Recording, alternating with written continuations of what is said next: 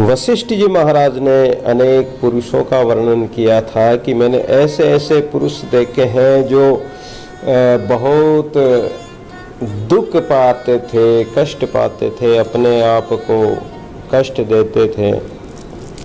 तो राम जी ने पूछा कि हे मुनि, वो ऐसे कौन से पुरुष थे, और ये आप जो अटवी बता रहे हैं, ये भवाटवी बता रहे हैं, ये क्या है? वशिष्ठ महाराज राम जी के चित्त में जो संकल्प हुआ उसकी निवृत्ति के लिए, चित्त निवृत्ति के लिए कहने लगे, हे राम, न तो ये अटवी दूर है और न वे पुरुष ही दूर है, ये सब तुम देखते हो, तुम्हारे नजदीक ही है, तुम्हारे पास ही है। ये वृद्धाकार रूपी संसार ही अटवी है। ये संसार जो है, विराट रूप जो संसार है, यही भवाटवी है, और इसी में लोग अटकते हैं, और ये आत्मा से सिद्ध होता है। इसमें जितने पुरुष रहते हैं सब मन है, मन के अनुसार, मन के मते सब कोई खेले, गुरुमुख वेला कोई, दादू मन की माने ने सतगुरु का शिष्य होई। मन के अनुसार सारा संसार चल रहा है, मन के अनुसार सब कुछ करता है, मन जो कहता है जो करता, मन जे खाटा मीठा चरपरा मांगे मेरा बाच, ये मन कभी खट्टा मीठा चरपरा मांगता है, कभी विषय भोग मांगता है, कभी क्या मांगता है, और इसके लिए व्यक्ति जीवन भर कष्ट पाता है, अपने आप को कष्ट देता है। तो इस अटवी में सभी प्राणी दुखी हैं, और फिर भी संसार के पदार्थों को प्राप्त करने के लिए चेष्टा करते रहते हैं, और वे विवेक ज्ञान को नहीं पकड़ते हैं। लेकिन मेरे निकट आने वाले मेरे प्रकाश से प्रसन्न हो जाते हैं, प्रफुल्लित हो जाते हैं, गदगद हो जाते हैं, अर्थात परम पद को प्राप्त करते हैं। इस दुख रूप भव सागर से पार कौन होता है? जो संतों की सत्संग में चला जाता है, संतों की सत्संग कर लेता है। सत्संग बड़ा संसार में कोई बड़भागी ने पाया, कोई बड़भागी होते हैं वो ही इस परम पद को प्राप्त करते हैं। लेकिन जो अविवेकी है, जो अज्ञानी है, वो संसार के माया मोह वश मेरा निरादर करते हैं, वे संसार के माया मोह में ही, कष्टों में ही पड़े रहते हैं। अब उनके अंग और प्रहार व कूप और करंजुए के वन की उपमा सुनो। विषम की अभिलाषा, विषयों की अभिलाषा उनके मन में समाई गई है। तो जो जीव विषय कामना में फंसा हुआ है, वह अपने हाथों ही आपे मारे आपको, आपको खाए, आपे अपना काल है दादू के समझाइए। जीव अपने हाथों पर ही, अपने हाथों से ही अपने पैरों पर कुल्हाड़ी मार लेता है, बुरे कर्म करके, और अपने कर्मों के कारण ही नरकों में जाता है।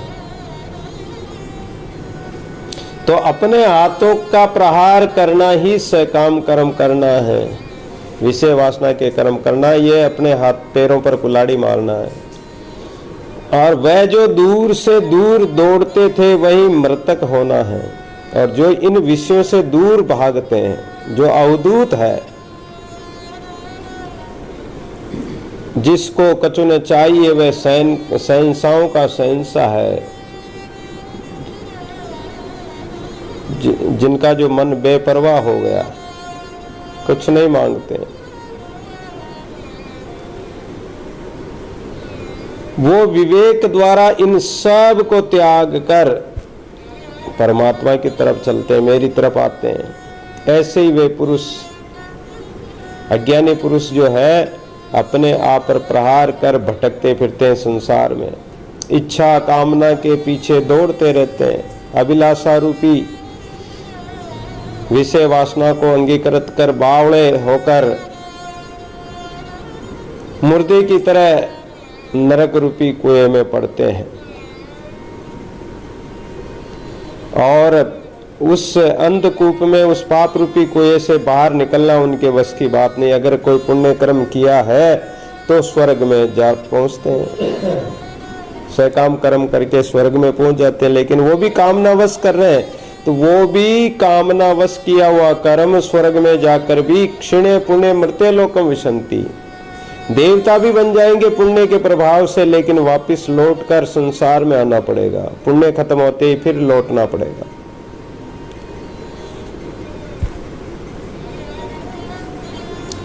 जैसे विषय वासना रूपी कांटों के वृक्ष में व्यक्ति दुख पाता है, वैसा का वैसे ही स्वर्ग में केले के वन में चला गया। स्वर्ग में सुख है, केले का वन, जैसे केले के वन में गया तो वहाँ कांटे भी नहीं चुभेंगे, छाया भी मिलेगी, ठंडक भी मिलेगी, लेकिन वहाँ मिलेगा क्या? वहाँ से भी कुछ नहीं मिलेगा। केले के पेड़ को, केले के तने को काटकर उसको छीलो तो उसकी छाल उतरती जाएगी, लेकिन तना नहीं मिलेगा। ऐसे ही संसार में जितना सुख खोजना चाहो खोज लो, सुख मिलेगा नहीं। जिससे सुख चाहते हो उससे भी सुख नहीं मिलेगा संसार में। केले के पेड़ की तरह ये संसार है। स्त्री पुत्र कलत्र और कुटुंबिक झंझटों में पड़े रहना ही ये कांटों के वन में भटकना है।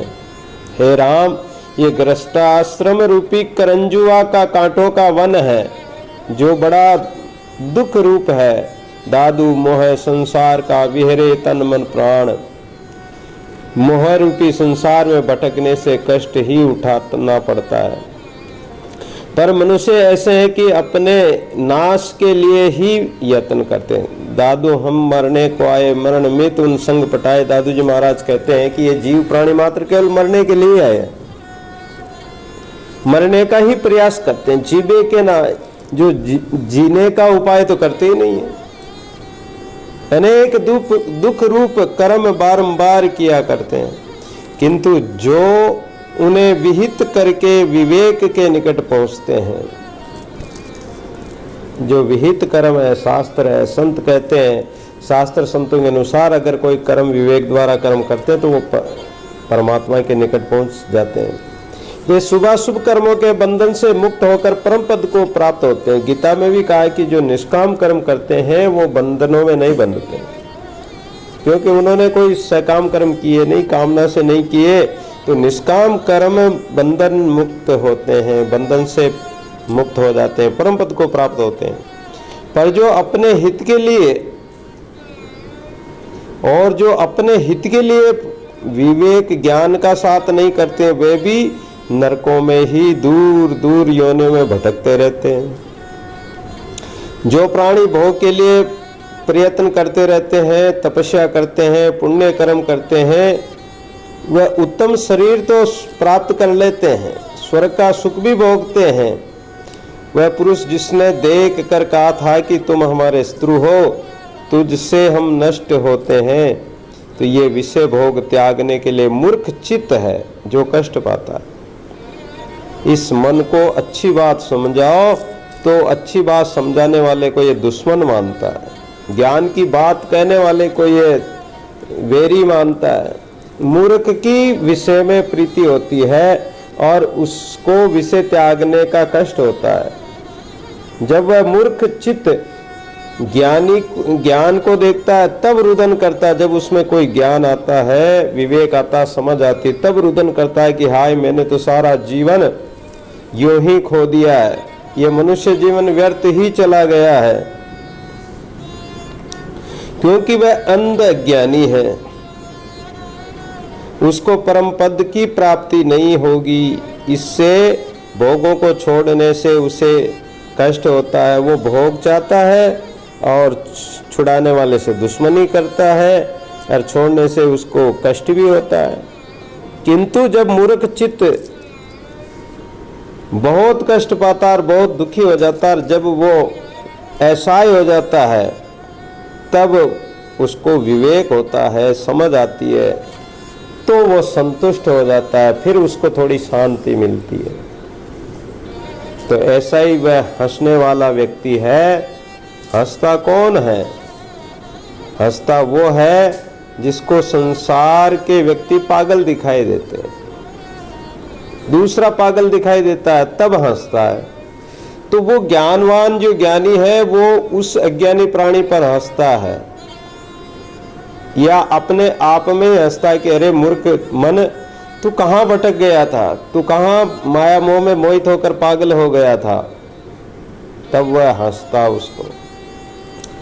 इससे हे राम जी तुम भी विवेक को प्राप्त करो और सांसारिक वासनाओं का त्याग करो, तभी सच्चा आनंद प्राप्त हो सकता है।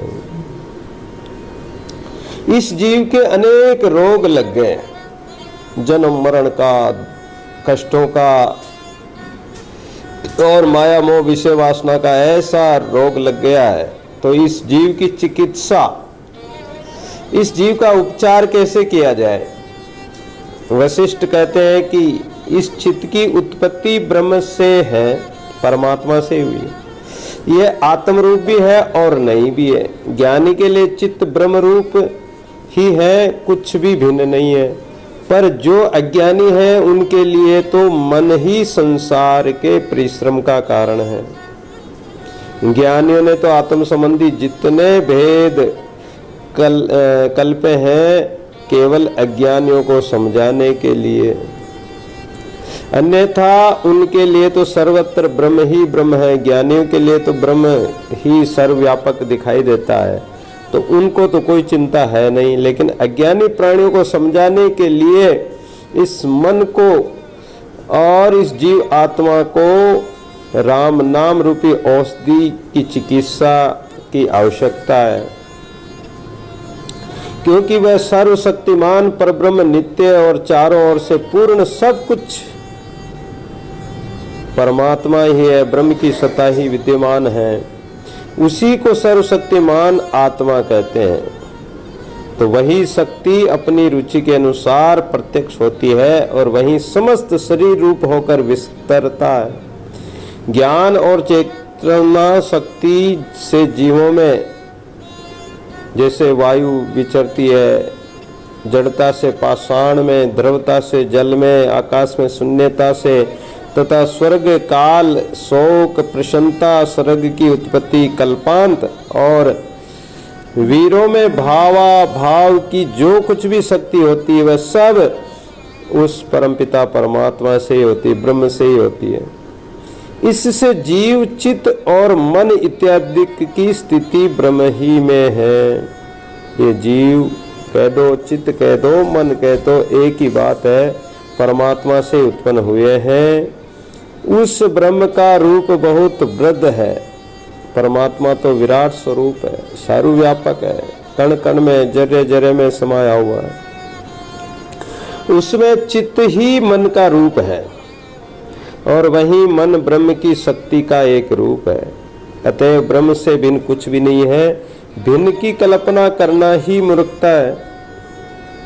जैसे तरंग चक्र समुद्र की द्रवता से भासता है, वैसे ही नाना प्रकार का जगत शुद्ध चिन्ह मात्र सत्ता में जीव के अंदर ही स्फुरित होने से दिखाई देता है। परंतु देखा जाए तो वास्तव में ये संसार कुछ भी नहीं है, न उत्पन्न हुआ है न है, केवल ब्रह्म में स्वतः स्थित है। और जगतोत्पत्ति और प्रलय में भी ब्रह्म ज्यों का त्यों रहता है।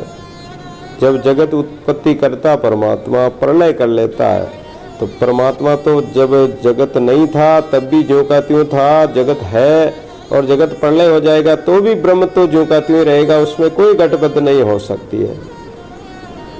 अनेक ब्रह्मांड में तत्व और रूप, रंग, वर्ण, वस्तु, व्यक्ति, पदार्थ दिखाई देते हैं, लेकिन उस परमात्मा से भिन्न नहीं है, परमात्मा से अलग नहीं है और परमात्मा में नहीं है।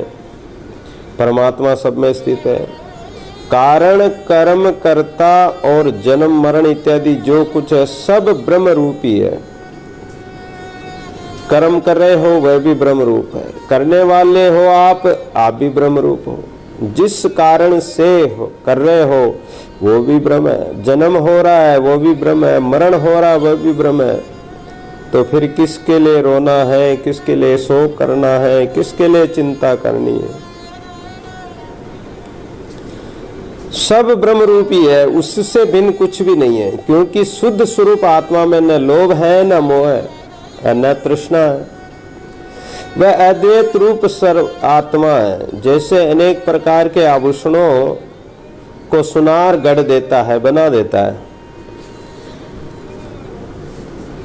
लेकिन वो आभूषण बने किससे?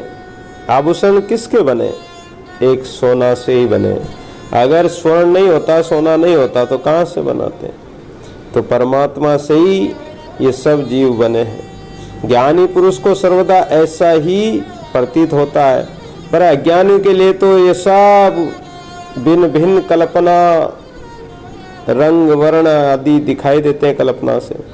जिस प्रकार कोई प्राणी अपने बंधुओं से अलग होकर विदेश चला जाता है और बहुत दिन बाद लौटने पर अपने देश के बंधु बांधवों को अबांधव जानता है, बहुत वर्षों बाद आता तो वो भूल जाता है, या वो व्यक्ति भी उसको भूल जाते हैं, तो वो अपने बंधु बांधवों को भी नहीं मानता है कि ये मैं नहीं जानता हूं इनको। तो उसी प्रकार अज्ञान के व्यवधान होने से, बाधा आने से, अज्ञानवश ये जीव परमात्मा से पूत पिता ते बिछुड़िया, भूल पड़या किस ठोर, मरे नहीं उर फाट कर दादू बड़ा कठोर। ये जीव रूपी पुत्र परमात्मा रूपी पिता से बिछुड़ गया और ये माया रूपी बाधा बीच में आ गई है। इस कारण ये जीव परमात्मा को नहीं जान पा रहा है और अपनी आत्मा को भी परमात्मा से भिन्न समझ रहा है।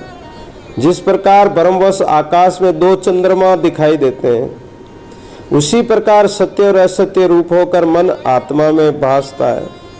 मन ने ही शब्द अर्थ की भिन्न भिन्न कल्पनाएं कर रखी है, किंतु वह आत्म तत्व सदैव स्वतः स्थित है। जो आत्म तत्व है अपना, वो तो सदा एक रस रहता है। आप चाहे मानो या न मानो, वो तो ज्यों का त्यों है। उसमें बंध और मोक्ष की कोई कल्पना नहीं है, बंधन भी नहीं है उसका और मोक्ष की भी कोई कल्पना नहीं। आत्मा की ना तो मोक्ष होती है, ना कोई वो आत्मा बंधन में आता है। ये मोक्ष तो अपने मन की होती है, मन के विकारों की होती है, मन के विषय विकारों की, कामनाओं की, कल्पनाओं की मोक्ष होती है। इनसे मुक्त होना ही मोक्ष कहलाती है। और बंधन भी मन का बंधन है, विषय वासना का बंधन है। जब इसको हटा दोगे तो कोई मोक्ष या बंधन नहीं है। ये सुनकर राम जी ने प्रश्न किया कि हे गुरुजी, जब मन के निश्चय अनुसार ही सब कुछ होता है, तब यदि मन में बंध का ही निश्चय हो तो बंध कैसे सत्य माना जाए? वशिष्ठ जी ने उत्तर दिया कि राम, ऐसी कल्पना मूर्ख करते हैं और वह मिथ्या है। अगर प्राणी बंधन की कल्पना करेगा तो बंधन में, माया मोह में बंधेगा, और जब मुक्त होने की कल्पना करेगा, उसी के अनुसार प्रयत्न करेगा तो वो मुक्त भी हो जाएगा। और जब वह मिथ्या है तब बंध की अपेक्षा से मोक्ष भी मिथ्या है। इससे न तो बंध है और न मोक्ष है, केवल अज्ञान वश अवस्तु वस्तु भी जान पड़ती है। उदाहरण के लिए रस्सी में सर्प का भान होता है, पर वास्तव में है तो नहीं। ऐसे ही बंध और मोक्ष की कल्पना मूर्खों को ही दिखाई देती है, उसी को प्रतीत होती है। पर ज्ञानी के लिए तो ना मोक्ष की जरूरत है। जब तो दादू जी महाराज कहते हैं कि भक्ति मांगो बा, भक्ति मांगो, मुझे मुक्ति ब्रह्मलोक के इत्यादि कुछ भी नहीं चाहिए। भक्ति मांगो बा, भक्ति मांगो, मुने तारा नाम नो प्रभु। योग न मांगो, भोग न मांगो, तुम्हें मांगो राम जी। घर नहीं मांगो, वन नहीं मांगो, तुम्हें मांगो देव जी। वो अन्य कुछ मांगते ही नहीं है, रिद्धि सिद्धि भी नहीं मांगते, योग युक्ति भक्ति मुक्ति के मुक्ति भी नहीं मांगते, केवल भक्ति मांगते हैं। पर ज्ञानी के लिए ऐसा, ज्ञानी तो ऐसे ही होते हैं। इस मन की उत्पत्ति परमात्मा से ही है और उसने बंध और मोक्ष को मोह के वश होकर कल्पना कर ली है। कल्पना से ही ये बंध और मोक्ष माना गया। इस दृश्य प्रपंच को भी उसी ने रचा है, अतः वह प्रपंच कल्पना मात्र है और वही बालकों को दंत कथा के समान मूर्खों को रुचिकर होती है। ये मोक्ष की कथा, बंधन की कथा, ये अज्ञानी प्राणी ही इससे राजी होते हैं।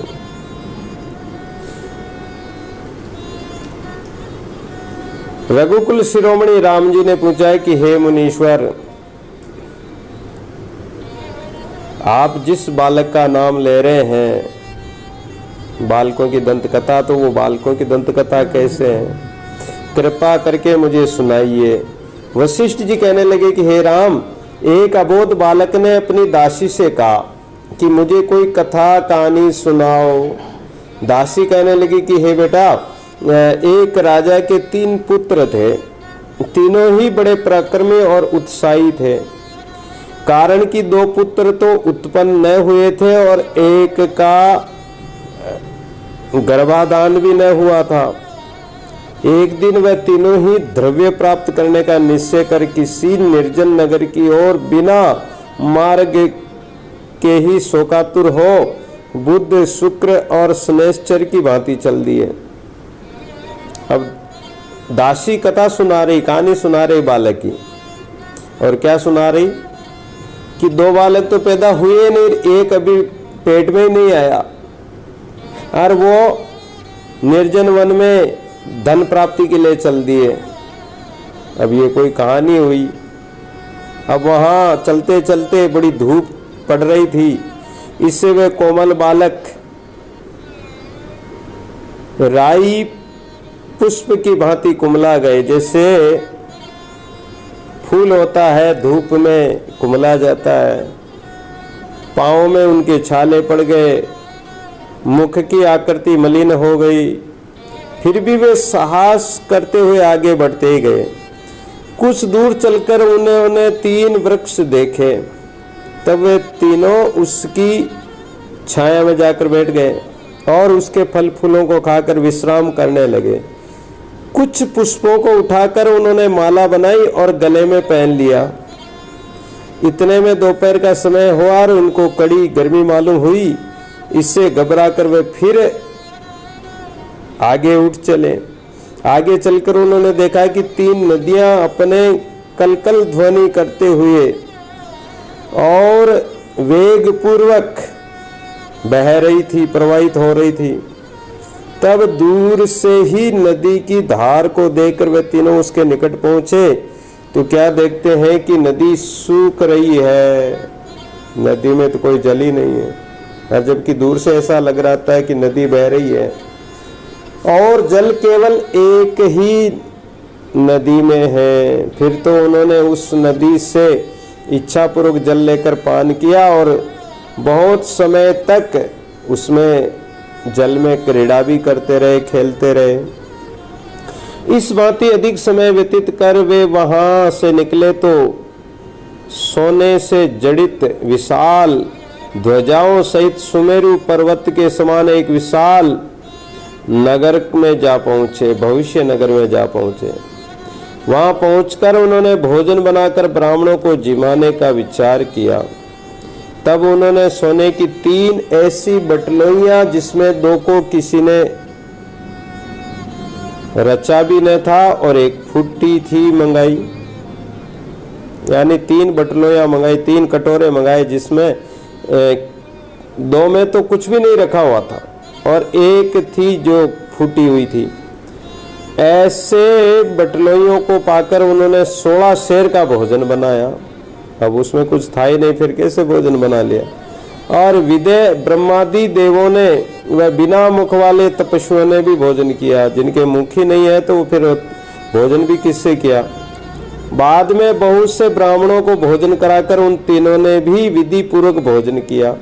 हे बेटा, आज तक वे तीनों राजपुत्र बड़े सुख से जीवन व्यतीत कर रहे हैं। यदि तू इस महत्वपूर्ण कथा को अपने हृदय में समझ लेगा तो तू बड़ा ज्ञानी होगा। हे रामचंद्र, दासी के मुंह से ऐसी कथा सुनकर बालक बड़ा प्रसन्न हुआ और उसने समझा कि ये कथा बहुत सत्य है। परंतु जिस प्रकार वह कथा केवल संकल्प मात्र थी, वैसे ही ये जगत संकल्प के अतिरिक्त और कुछ भी नहीं है। इसकी कितनी कहानी सुना दो, कितना ही कुछ महिमा वर्णन कर दो, ये कुछ नहीं है। केवल शुद्ध बोध वाला आत्मा ही किंचिंतावश भाषित होता है और वह पंचभौतिक ये सृष्टि केवल संकल्प मात्र है। जिस प्रकार स्वप्नावस्था में अनेक प्रकार की सृष्टि दिखलाई पड़ती है और उसकी कोई वास्तविक उत्पत्ति नहीं है, उसी प्रकार इस जगत को भी जानना चाहिए कि ये सपने के नहीं झूठा है। जिस प्रकार उन तीनों राजपुत्रों ने भविष्य नगर में प्रवेश किया और उसको कोई वास्तविकता नहीं थी, उसी प्रकार इस जगत की भी कोई वास्तविकता नहीं है। लोग सोचते हैं कि आगे हम ऐसा कर लेंगे, वैसा कर लेंगे, ये बनाएंगे, वो बनाएंगे। ये भविष्य नगर ही तो है, भविष्य का नगर बना देते हैं।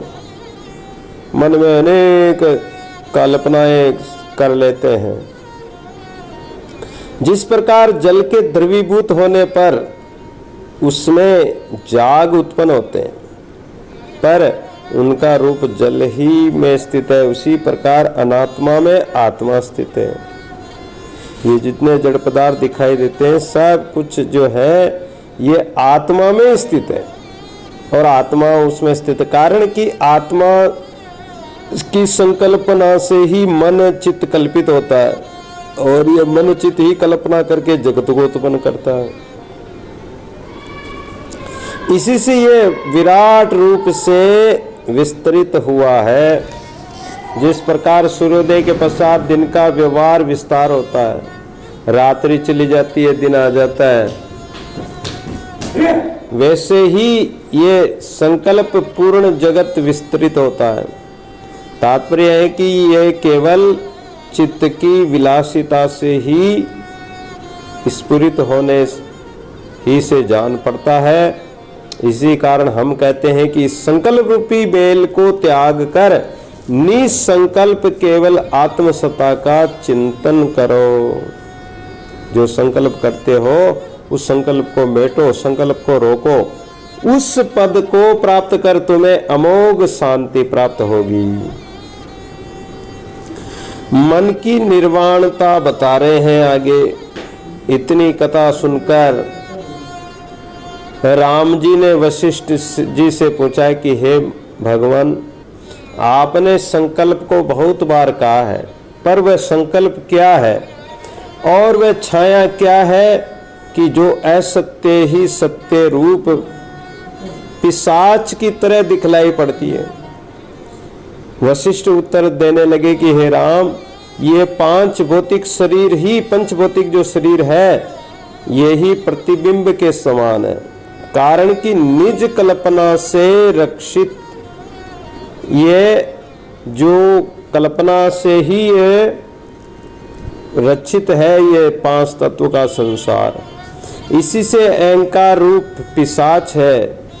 इस अहंकार को देखकर लोग बड़े खुश भी होते हैं, वियोग होने पर दुख भी पाते हैं। जब परमात्मा मन में व्याप है तब अहंकार होना कैसे हुआ? परमात्मा के संबंध में अहंकार नहीं हो सकता है, वह तो अवैध रूप है, क्योंकि परमात्मा तो अपना स्वरूप ही है, उसका अहंकार नहीं होगा। उसमें जो अहम बुद्धि है वह भ्रम से है। मरुस्थल में जल के समान ही और मिथ्या ज्ञान से अहंकार की कल्पना होती है। मरुस्थल में जल केवल दिखाई देता है, होता नहीं है। मिथ्या ज्ञान केवल कल्पना मात्र है। तो ये अहंकार भी ऐसा ही है। जिस भांति मणि का तेज मणि से अलग नहीं है, और वह मणि रूप ही है। इसी भांति ये जगत आत्मा में प्रदर्शित होता है और आत्मा ही में सदैव स्थित रहता है। केवल अज्ञानतावश उनमें नाना प्रकार से दिखाई देता है। इसलिए अज्ञान दृष्टि को छोड़कर और मोह के आरंभ को त्याग कर उस आनंद स्वरूप परब्रह्म परमात्मा का आश्रय ग्रहण करो और विचार पूर्वक सत्य को ग्रहण कर असत्य का परित्याग कर देना चाहिए। हे राम, मोह ही महिमा, जो मोह की महिमा बड़ी कठिन है। ये नाशवान शरीर को रखने का यत्न करता। मोह क्या है? शरीर के प्रति मोह है, तो ये चाहता है कि मेरा शरीर अमर रहे, मैं मरूं नहीं, मुझे कोई दुख कष्ट न हो। तो ये नाशवान शरीर को ही रखने का प्रयत्न करता है, किंतु वह रहता नहीं है। रहे भी तो कैसे? वह तो मोह राग द्वारा मिथ्या भ्रम में ही दृढ़ हुआ रहता है और अन्यथा आत्म तत्व में कल्पना का नाम भी नहीं है। आत्मा में तो कोई कल्पना होगी नहीं, और ये संसार की कल्पना से संसार प्रकट होता है।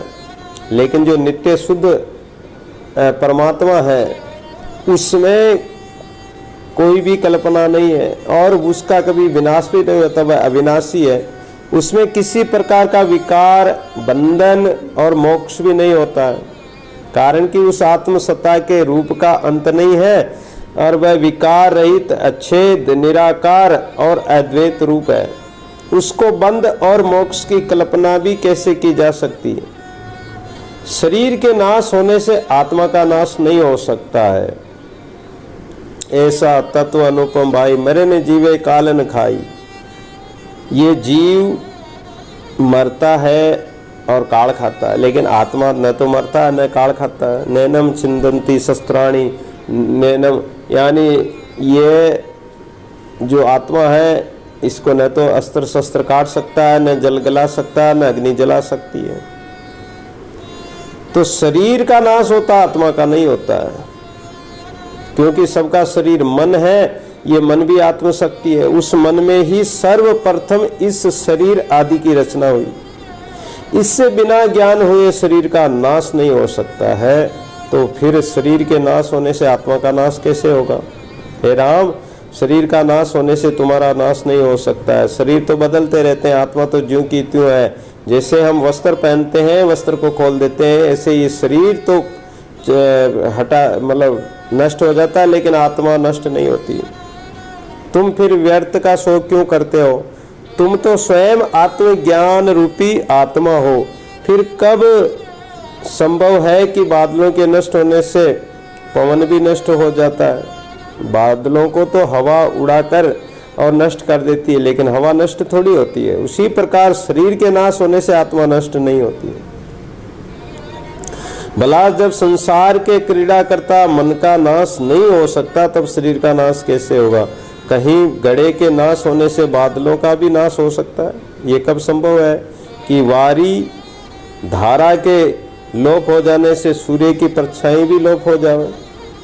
भले ही जल की धारा अन्यत्र प्रवाहित हो तो प्रतिबिंब भी अन्यत्र ही प्रतिबिंब होगा, पर यह तो हो नहीं सकता कि प्रतिबिंब का ही नाश हो जाए। जिस प्रकार घड़े के फूटने से घटाकाश महाकाश में स्थित होता है, उसी प्रकार शरीर के नाश होने पर आत्मा निरामय पद में, जो निर्वाण पद है, उस परम पद में स्थित हो जाती है। लोग चिंता करते हैं कि हाय मैं मर गया, मर जाऊंगा। अरे मरकर कहाँ जाओगे? उस आत्मा में, परमात्मा में तो मिलोगे। हे राम, सब जीवों का शरीर मन रूप है।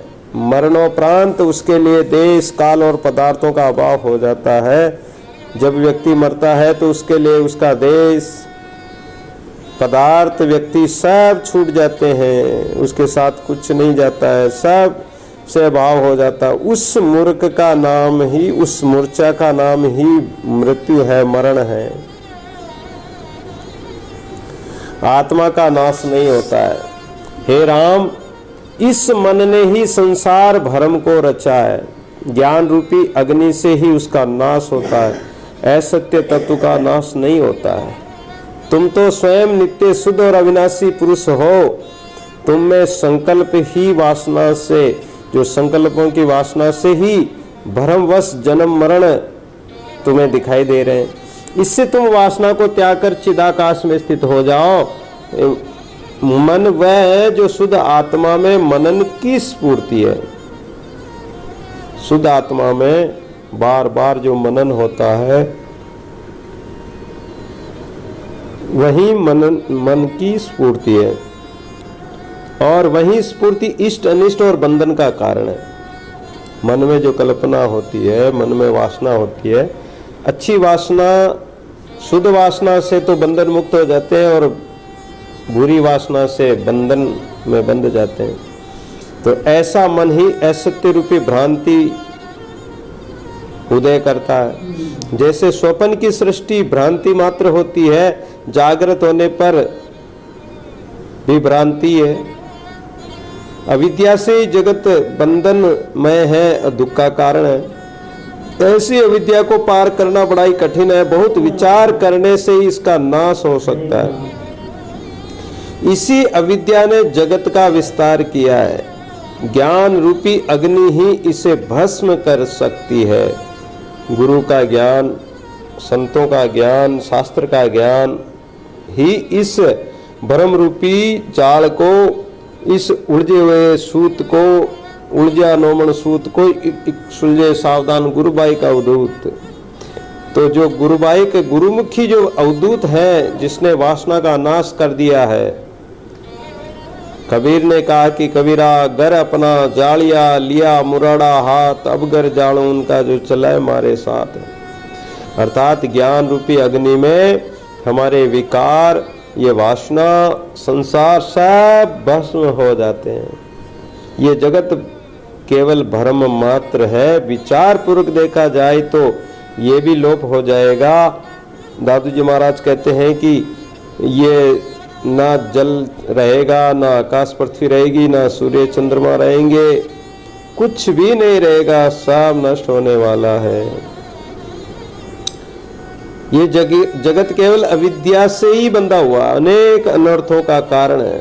चित्त में कल्पना से ही दिखाई देता। मन जितनी कुछ चेष्टाएं करता है, सब ये जीव के नाश का कारण है। जिस प्रकार नट अपनी अनेक क्रिया द्वारा अनेक शरीर के रूप धारण करता है, उसी प्रकार मन भी अनेक संकल्प विकल्प करता है, अनेक भाव अभाव धारण करता है। पर जब वही मन संकल्प विकल्पों को त्याग कर आत्मा की ओर अग्रसर होता है, तब चित्त नष्ट हो जाता है। आत्मा की ओर न देखने में तो अनेक दुख का कारण रूप जगत को प्रसारित करता है।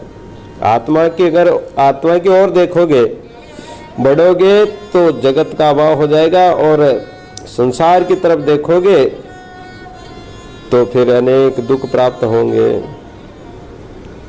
तो ये संकल्प और दृश्य को त्याग देना, और जब त्याग दोगे तो स्वतः ही आत्मबोध का प्रकाश हो जाएगा। मन के नाश होने में बड़ा ही आनंद उत्पन्न होता है।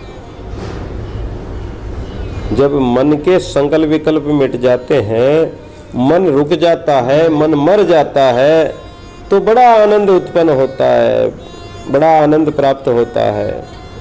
इससे जहां तक हो सके मन के नाश करने का यत्न करना चाहिए, बढ़ाने का नहीं। हे राम, मन रूपी किसान है और जगत रूपी वन है। इस वन में सुख दुख रूपी वृक्ष हैं। कांटे वाले दुख देने वाले हैं, और बिना कांटे वाले फल फूल वाले अच्छे सुख देने वाले हैं। और मन रूपी सर्प भी रहता है इस जंगल में, उसको अविवेकी पुरुष भोजन करते हैं, और इससे इस परम दुख के कारण रूप मन को वैराग्य और अभ्यास रूपी तलवार से काट सकते हैं। जो सांप रहता है, जब किसान लोग पेड़ के नीचे भोजन करने बैठते हैं, सांप निकल के आ जाता है और उसको काट सकता है। लेकिन किसान क्या करते हैं कि वैराग्य, इस मन रूपी सांप को अगर काटना है, मन रूपी ये भुजंग है, दादू यो मन भुवंग, तो ये मन क्या भुवंग है, भुजंग सर्प है। तो इसको वैराग्य और अभ्यास रूपी तलवार से काट सकते हैं, रोक सकते हैं। नहीं तो ये काट खाएगा, मन संसार में भटका देगा, नरकों में ले जाएगा, तो फिर तो आत्म पद की प्राप्ति नहीं होगी। और अगर अभ्यास वैराग्य से इस मन को काट दिया, रोक दिया, तो यह आत्म पद का दर्शन करा देगा। वाल्मीकि जी बोले कि जब इस प्रकार वशिष्ठ जी ने कहा, तब सायंकाल का समय हो गया। वाल्मीकि जी भारद्वाज को कथा सुना रहे हैं, और ये कथा वशिष्ठ जी महाराज राम जी को सुना रहे थे। उसी कथा को वाल्मीकि जी ने लिखी है, और वाल्मीकि जी ने जो लिखी है, तो ये सुनाते सुनाते सायंकाल का समय हो गया। तब सब लोग श्रोतागण नमस्कार करके और स्नान संध्या वंदनादि के लिए चले गए। दूसरे दिन सूर्य भगवान के उदय होते ही सब अपने अपने स्थानों पर आ विराजे। इस प्रकार ये ज्ञान की कथा है, ये अध्यात्म आत्मा के कल्याण की कथा है। वशिष्ठ महाराज ने जो राम जी को सुनाई कि हमारा चित्त दुख क्यों पाता, हमारा मन दुखी क्यों होता है। ये मन जब संसार के विषयों की तरफ जाता, दादू विषय विकार सो जब लग मन राता, तब लग चितन आवी त्रिभुवन पति दाता। जब ये मन विषय विकारों की तरफ जाता है तभी दुखी होता है। यदि ये मन विषय विकारों की तरफ नहीं जाए तो ये दुखी नहीं होगा, क्योंकि अग्नि ग्रह लगाए कर सुख क्यों सोवे। अगर हमारे घर में हम अग्नि लगा दें, ढेर सारी लकड़ी इकट्ठी करके अग्नि में डाल दें, और फिर हम सोचें कि हमें सुख मिल जाए, हमें शांति मिल जाए, हमें शीतलता मिल जाए, तो अग्नि लगाकर तुम सुख चाहते हो, शांति चाहते तो कैसे मिलेगी।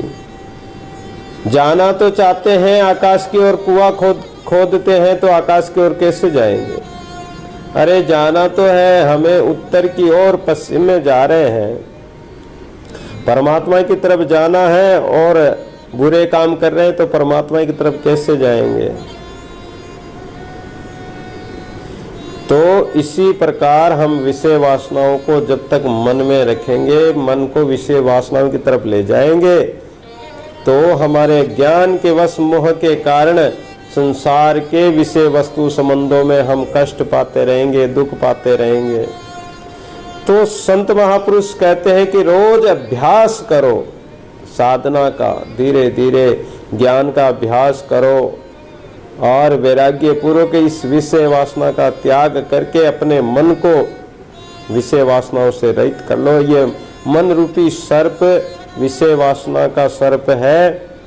बिना भुवंग हम डसे बिन जल डूबे जाए, ये ऐसा भुजंग है, ये माया ऐसी भुजंगिनी सर्पिणी है कि बिना सर्पिणी के ये तो डसने वाली है, माया खाने वाली है, नष्ट करने वाली।